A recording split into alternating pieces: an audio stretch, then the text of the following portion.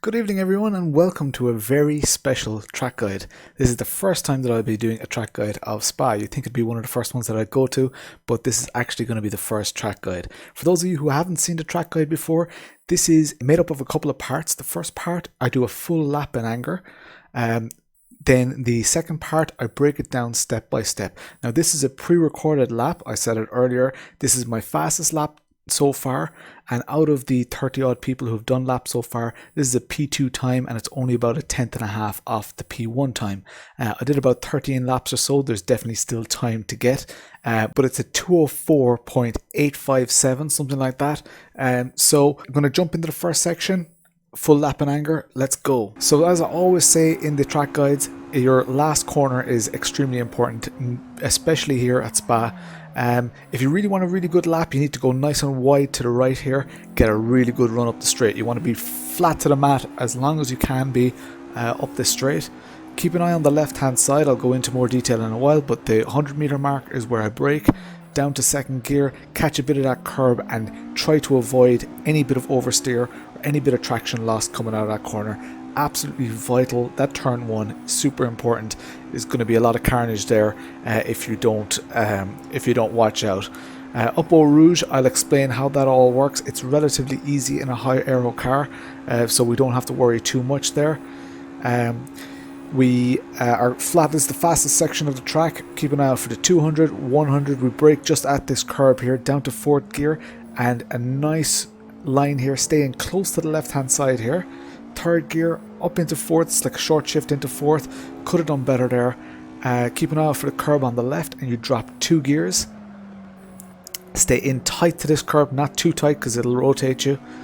Up to fourth here, back off and get a nice line through here. You want to get a really fast exit there, and you can use a little bit of that runoff.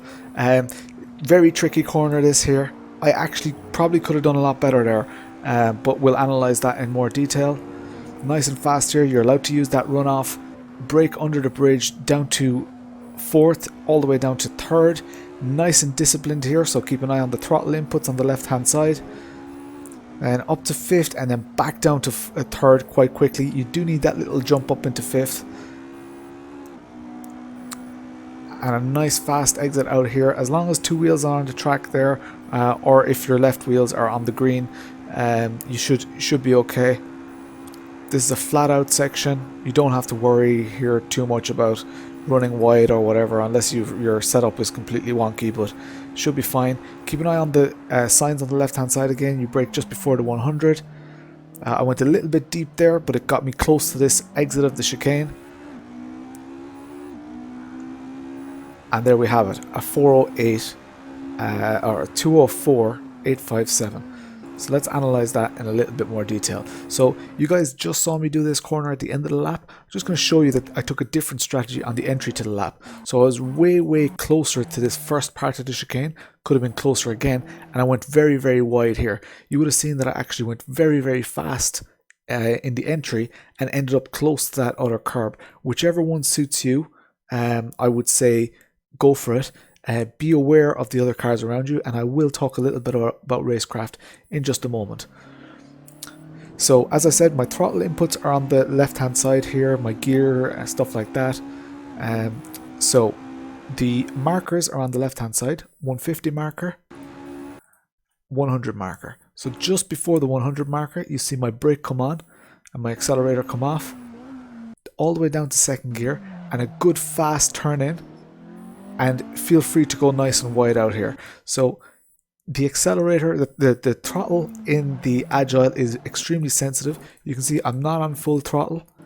It's only when I'm kind of pointed straight that I'm going full throttle. Eau Rouge, there are a number of ways to take it. The most common way is to take a good bit of the first section here. You can see I'm almost 3/4 over it. As long as your 2 wheels here are on the line, you should be fine. On the track on the other side of the line. And then a nice early turn in. So once you're off that curb, once your wheels are all back on the tarmac again, that's pretty much your turn in point, and you can take a good bit of the curb here as well. This is still a legal line. it's not going to penalize you for that. So I'm going to fast forward the straight here a little bit just to save you some time. That's a 200 marker, and I brake. The 100 and the curb are pretty much at the same point. The curb is a lot more in your line of sight, so as you're looking up ahead to the corner, you can see this a lot better than you can see the 100. One of the mistakes that a lot of people make is they choose brake markers that are really far away, and before you know it, you're braking, but you're looking over there when you should be looking at your point ahead. So brake at the curb, nice hard braking, so brake hard in a straight line, down to third gear, and this corner is vital, very, very important. You want to stay in really close to the left hand side here, and you don't want to go over halfway across the track here. You'll lose a lot of speed and people will get a better run than you. So your slowest point should be around about here. Accelerate. Now, I probably could have stayed in third gear. I should experiment with that a little bit. I was quite high in the revs though. You can see my rev gauge at the bottom of the screen wasn't that full. I short shifted up into fourth and back off the throttle a bit. That one's open for debate. This curb on the left, that's my braking marker, so you can see my brakes come on full, almost full. Third gear here, carry a good bit of speed. Don't drop below 100 kilometers an hour. Up to fourth gear here, and even though I go up into fourth gear, the second I'm up in fourth gear, I kind of back off, get a nice turn in here, and use a good bit of this curb on the right hand side. Some people are going to go way off into the right hand side. I don't particularly like that line. It probably is quicker, but you are allowed to have your right wheels all the way in that green zone in there. So potentially time to be gained there. So this is one of the trickiest corners. So you've got the 100 marker, you've got the curbs, and I haven't braked yet. My brake marker here is actually, and this is a little bit silly, but do you see this little gate in the fence? That's pretty much my brake marker. It's a little bit silly, but it works for me, and I'm not sure if you guys will be able to see that 100 here. You see the yellow marker on the left here? So that's my brake marker. I don't brake hard here. You see, it's just a very, very short dab of the brake just to balance the car. Turn in fifth. I could have done better there.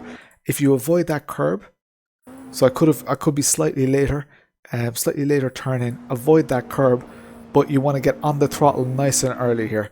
Again, with the green runoff here, this is a completely legal line. Absolutely flat out down here, and brake under the bridge down to fourth gear. You don't want to carry too much momentum here because it's going to wash you wide over to this side of the track. That's going to completely mess up the next corner. You want to stay in as close as you can to the right hand side. That's why I'm all the way down in third gear.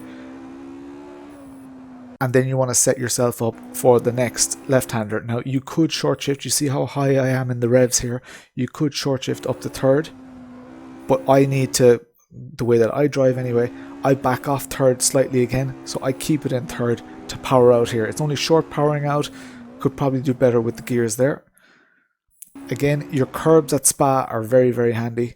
Just before the curbs here, brake down to third gear, get as close to that curb as you can. Again, you can go wide here. It is a legal line and it probably is faster. So this isn't the golden line. This is just a very fast lap. So you should be able to go nice and flat out here. Should be absolutely no problem. I like to go close to the right hand side here and close to the left hand side through Blanchiment here. And then nice fast line. I'm getting up to 270 kilometers an hour. And let's look for the braking point here. You've got the 150 on the left hand side, 100 on the left hand side. I brake just before the 100. You can brake at the 100 and the late brakers will brake at the 100, but for stability, and you'll see I brake hard. Whenever I switch down, I leave off the brake and go again slightly.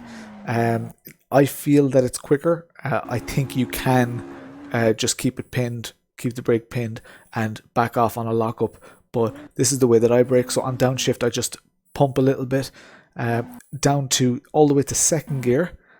And as I said earlier on the lap, I actually carried quite a lot of speed and ended up on the left hand side of the track here. That's not the end of the world, but it is a relatively risky line because you're on the curb here when you're putting on the power, which could rotate you. So it probably could have been quicker if I just had a more traditional line in the chicane there. So that's it, 204.857. Now, aero is going to be key here.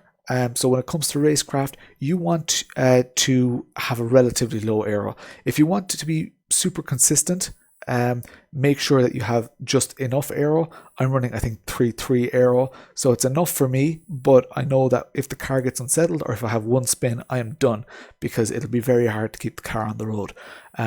I get a very nice high top speed with that. The top speed is vital. I do sacrifice a little bit in the corners. The theory is, yes, a higher aero car will be able to put on more pressure on a car. So if you're behind the car and they're likely to make a mistake as a result of pressure, high aero is great. But if they are on low aero and you pass them out, they're just going to take you out on the straight again. There are massive long straights here, and slipstream is going to play a major factor. In turn one, I'd recommend to people to stay on the inside and go nice and slow. Just get through turn one. Whether you take that turn extremely quickly or extremely slowly on lap one isn't going to win your race. So it's a very, very important one. If you're not sure, if you do end up on the outside, a lot of cars on your inside, just go wide. And I'll show you here. So it's a huge wide corner. So just go all the way wide. Make sure you have your Assetto Corsa or your car radar on, but there's loads and loads of space there. You just want to make it through turn one. If there's a car really close to you, maybe back off, let them go, just give them the space.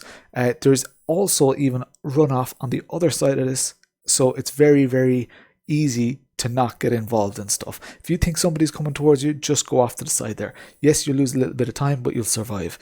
Other than that, if somebody's faster than you here and they're out driving you, I would recommend, especially if there are cars ahead of you, I would recommend letting them pass, let them get involved with the cars in front, because you're going to end up catching both of them, rather than you slowing both of you down and you'll never catch the person in front. That is a little bit pessimistic, but it's a valid strategy and it's a nice, safe one.